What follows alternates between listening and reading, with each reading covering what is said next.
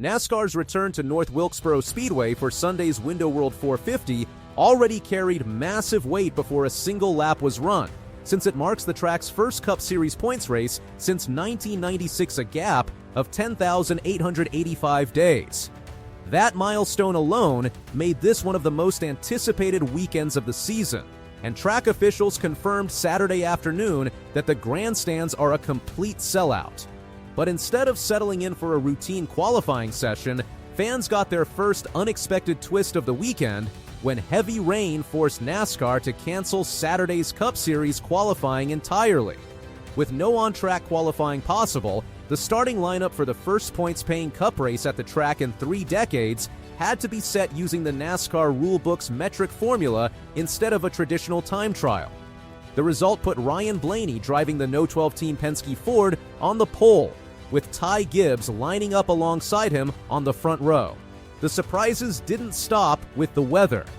This weekend also marked the debut of a brand new front bumper configuration for Cup cars racing on short tracks, a rules change that strips out much of the energy-absorbing foam and bracing that previously protected the nose of the car. Blaney, addressing reporters ahead of the race, explained exactly what that means for drivers. There's nothing behind that bumper. I mean, all the foam is gone. It's just bodywork, so they're going to be pretty flimsy, for sure. He added a warning for competitors who have only ever driven the newer generation car. That stuff is going to be flimsy, so you're really going to have to be careful on stack-ups, laying the bumper to somebody.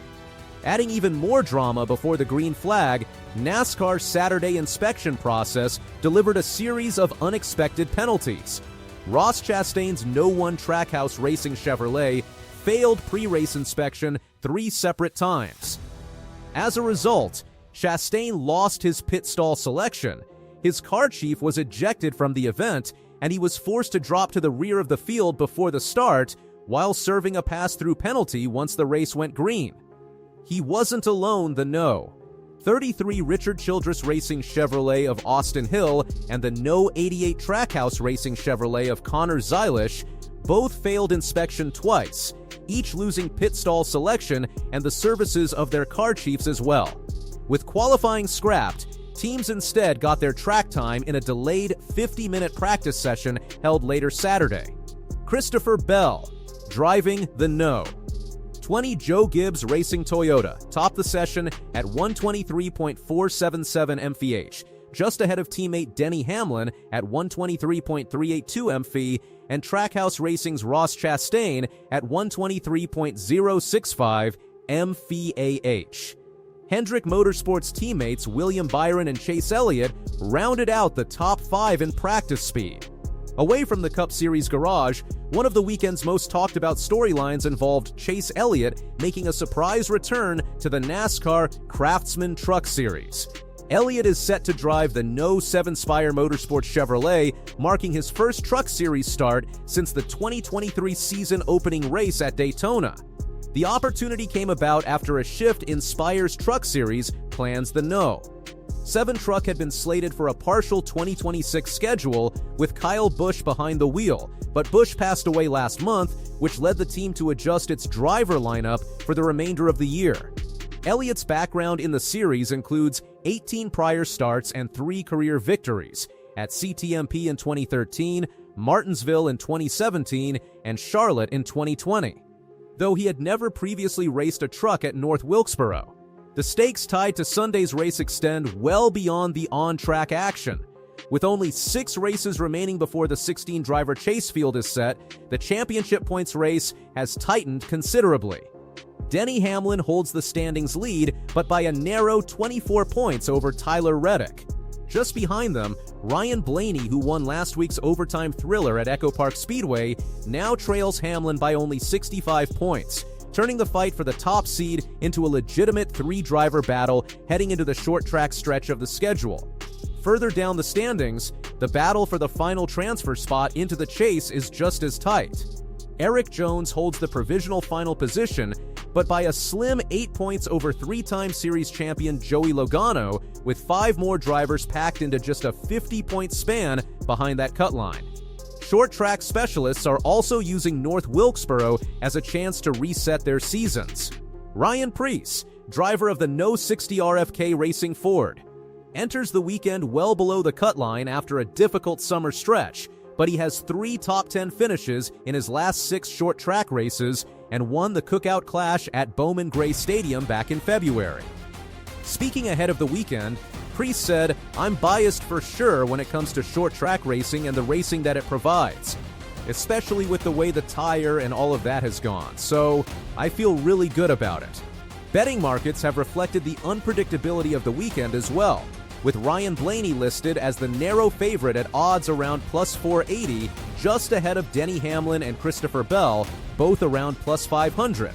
Sunday's race also doubles as the semifinal round of the $1 million NASCAR In-Season Challenge.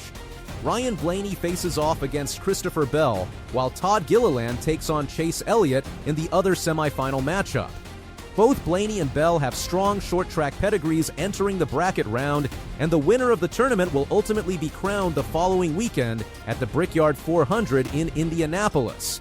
Adding to the historic feel of the weekend, NASCAR arranged for 8 legends of the sport to appear at North Wilkesboro for Preris driver introductions, including Hall of Fame inductees Richard Childress, Ray Evernham, and Chad Knaus, alongside Jeff Hammond, Larry McReynolds, Kyle Petty, Kenny Wallace, and Eddie Wood. 3-time North Wilkesboro race winner and Hall of Fame inductee Rusty Wallace is serving as Grand Marshal for Sunday night's race, adding further star power to the milestone event.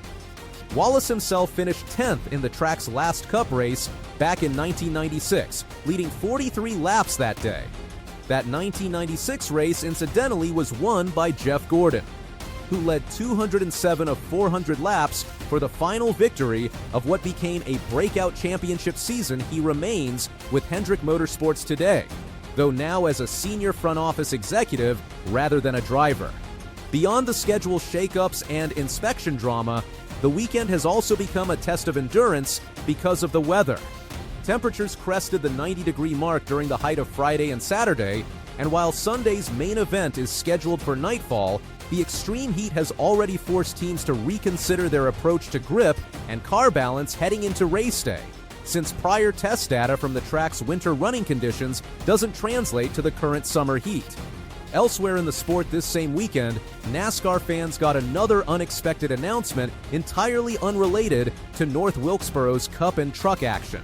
Elliott Sadler, who last competed at a National Series level in 2019, confirmed he will return to NASCAR competition for the first time in years, driving the No. 25 Ram 1500 for Cowlig Racing's newly formed Ram truck team in the Craftsman Truck Series race at Richmond Raceway on August 14.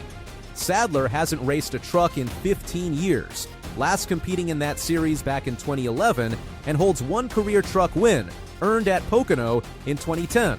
Between the rained-out qualifying, the debut of a completely reworked bumper package, multiple inspection failures forcing penalties on contending teams, a surprise Truck Series lineup change at Spire Motorsports, and Elliott Sadler's own return announcement, this NASCAR weekend has delivered no shortage of unexpected turns before a single green flag even dropped Sunday night at North Wilkesboro. Sources referenced NASCAR, COM Weekend Coverage, NASCAR Wire Service reporting on the Echo Park race and championship standings, and FormulaRapida.net's report on Chase Elliott's Truck Series return at North Wilkesboro.